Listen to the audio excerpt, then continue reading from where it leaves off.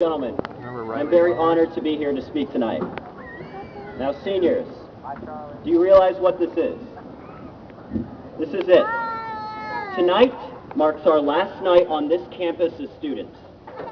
Some will come back as parents, some as coaches, some as teachers, some as the principal. But most will never return again.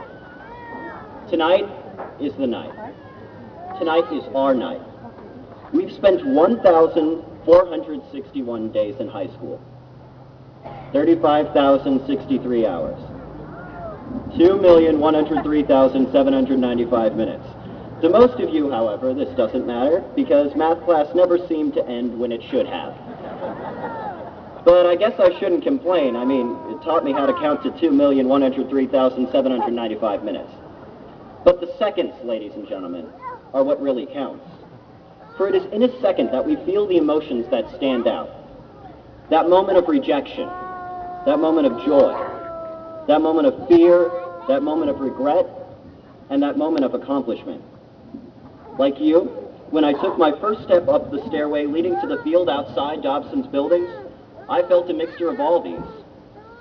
I saw dirt-infused brown grass, sideways sloping trees that leave these little yellow balls that you can't get out of your sock without squishing all over your foot, and teenagers, ranging from the size and shape of my recently departed middle school peers to adults with facial hair and looks that could scare you out of the hallway.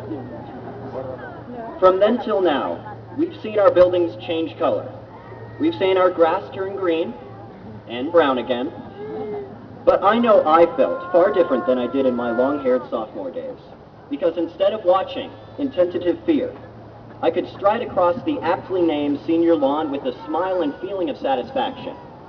In a second, I could greet any face with a warm welcome. In a second, I could change the world. Dobson was the root of change for us. We've met new people, taken different classes, worn different clothes, and changed our attitudes, or at least most of us did. The encounters we experienced at this high school were admittedly negative as well as positive. We've made friends, and we've made enemies. We have aced classes, and we failed classes. Evidenced by the look on some of my teachers' faces, the latter may be truer than I wish. Nevertheless, Dobson became a home for me, albeit large, hot, dysfunctional, and sometimes including people I wouldn't allow in my residency, but a home. In a second, I found myself spending time here for various reasons, be it to hang out with my friends, to take tests, or be tutored, or, and easily the largest category for me, to practice for speech and debate. Dobson offered me more options than I ever could have dreamed a high school would. As my slender and bony frame, it's hiding under the gown, would lead you to believe, sports weren't too tight a fit for me. However, speech and debate kept me willingly on campus late into the night. And contrary to popular belief, it was this array of options and this mixture of both the good and the bad that made this school so influential to us. Life doesn't only deal you good cards, so this institution didn't either. But getting to this point wasn't easy, was it, my friends? No, serious question. See, right now the smart kids are looking around thinking, no, it was pretty easy. And all the kids who learned they were graduating today are thinking, yeah, you got it, Charles, keep it big. We were quiet, sure, sometimes. We were also loud, rowdy, and annoying, most of the time. But no matter how much of a headache we were for our teachers, and I personally, honestly, thank all of my teachers for not killing me slowly in front of the class, they really got to hand it to us because we made life worth living.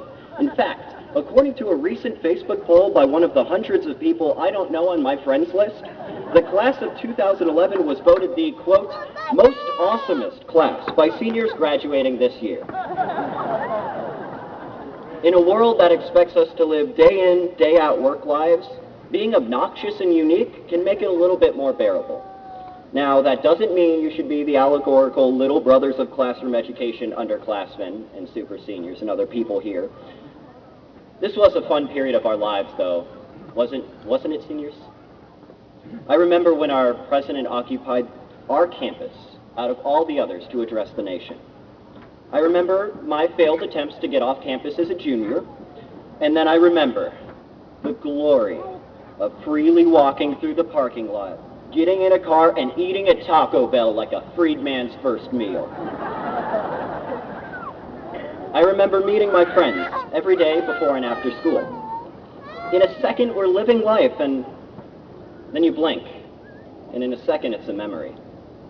Now, I could assail your ears all night with personal anecdotes, but we've all more or less experienced it all. The moment of joy, the moment of rejection, the moment of accomplishment, and that moment of failure. We've all had many good times and many bad times, but no matter the experience, we can't remember all of them. We must choose the moments that will stay photographed in our very souls. Choose which moment means the most to you. I remember that moment when I first stepped on Dobson High School's campus. I remember the moments I spent with my friends. I remember my moments in drama, Friday Night Live, speech and debate, the announcements, FM radio, and right now. What will you remember?